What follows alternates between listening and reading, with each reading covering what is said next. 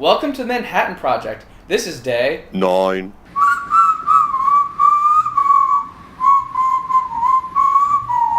So there's so many movies in New York, which means that John and Dorota went to one screening while I went to go see Landline. Check it out. Hey, so here we are at the Nighthawk Cinema. So yeah, Landline is the sophomore feature by Gillian Robespierre. She's an obvious child. She's reuniting with Jenny Slate here to tell a story about a Manhattan family in crisis when a whole bunch of infidelity goes down.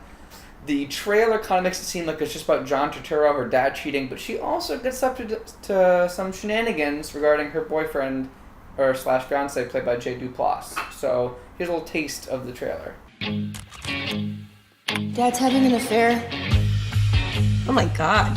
Why does he sometimes refer to himself as her Pillsbury Doughboy?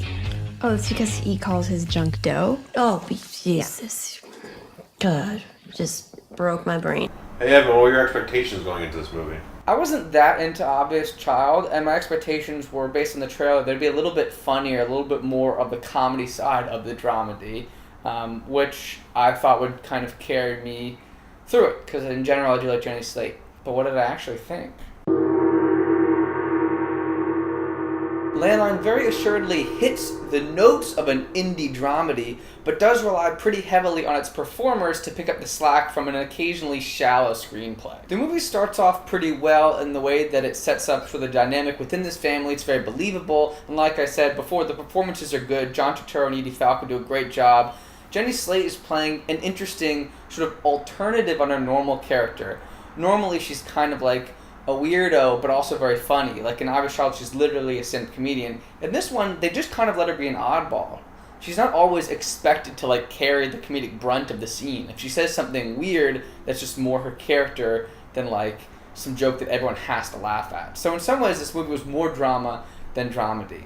The biggest issue I did find in this setup is the relationship between Jenny Slate and her fiance played by Jay Duplass. We don't necessarily get quite the idea why they started dating. We know they've been dating for like 5 years, but they just don't seem very compatible. So it makes a lot of sense when she feels cold feet about their relationship and eventually ends up canoodling around with other people. The movie does a really good job at making you feel bad for him as a guy who's being cheated on and doesn't know about it, and that's always the best moments in the movie when they have tension of various characters talking to each other who are like really different emotional needs going on. But the longer the movie goes on and you don't necessarily understand that relationship, the worse that particular problem gets. And that's kind of what I'm saying about the screenplay being a little shallow, is that it has a lot of good room for conversations with people being truthful and saying interesting things, but not necessarily following through on it. Being a dramedy, it kind of wraps up in a way that's a little bit more cathartic rather than realistic. The movie dares to say certain things like, you know, maybe you'll literally never know what you want to do with your life and how to love someone properly if you're feeling lonely and all that stuff. But then kind of is like, oh, it'll be okay in the end.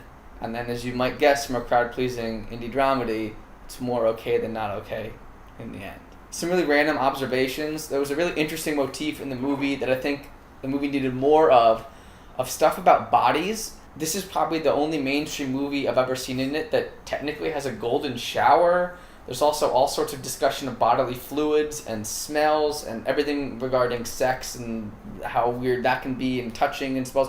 All that stuff. They get into the effect of drugs on a person. And it was just like a nice occupation. I feel like the movie presumably did it to make the movie feel more realistic, but it also sort of had a nice extra element to it to like literally humanize the characters, that like they have emotional needs but they also have these physical reactions and physical needs that can betray them if they're trying to hide that they had sex with someone but they got like that dick stank or pussy stank, whatever's going on. This movie, we'll get into that subject matter.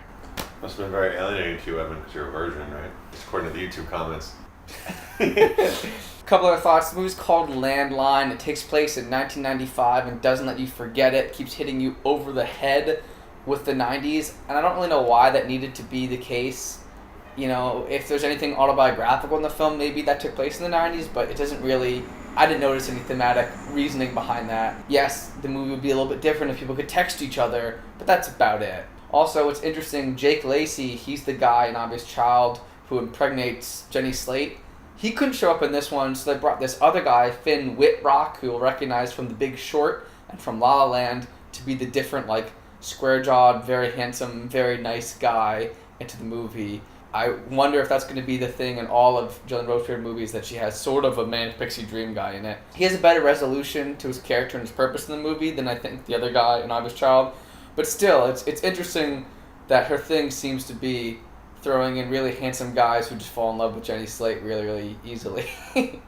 So what would I rate this one? Well, to use another obscure rating system, I would say that this is a sandwich where the various condiments and smaller toppings actually taste better than the meat being an indie dramedy. And if you happen to really like that type of meat, like ham, then you'll be okay with the whole sandwich. But if you're not a ham fan, it's not going to convert you to being a ham sandwich fan, no matter how good the mustard or whatever is on top. So you're saying probably like a 2.5 out of 4 because you're, a fond of this genre more than the average person? Yeah. That's what I figured. Anyway, this has been the Manhattan Project. We love to see movies, so we're going to see one every single day and review it. And that means that we're going to be back tomorrow, and the next day, and the next day, and the next